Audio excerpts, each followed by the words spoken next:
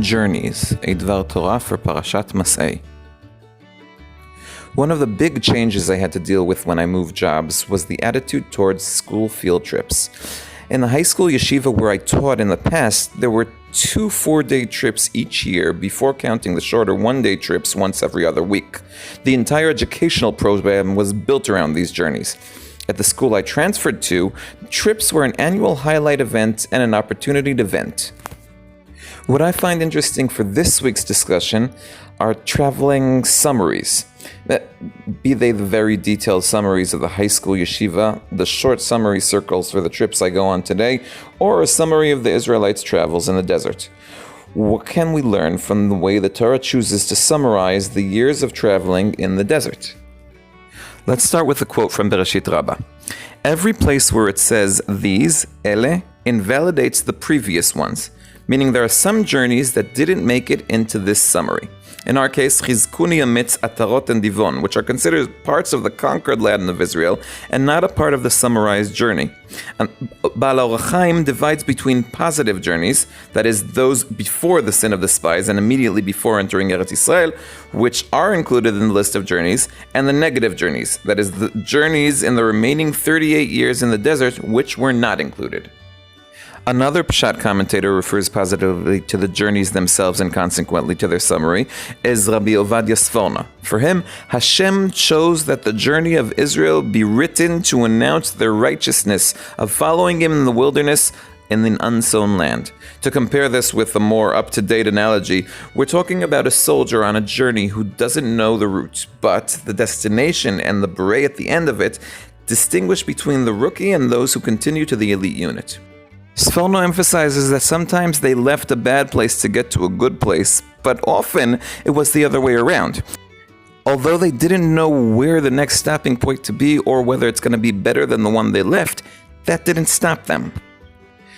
In contrast, though, to Baal Or Hayim and Sforno, which describe the summary of positive journeys to the glory of the state of Israel, or at least Bnei Israel, Rashi and Ramban explain that the purpose of the summary is to glorify Hashem's name, even though they disagree on how exactly. Rashi, in his first commentary, in the name of Rabbi Moshe the Darshan, states that the purpose of the list here is to show how good Hashem was to his people, that even though he decreed they should wander in the desert, he didn't keep them running from place to place with no rest. The journeys were a punishment, and as a punishment, we would expect them to have been burdensome. But in practice, Hashem reduced the difficulty of the journey to a minimum and didn't trouble them too much.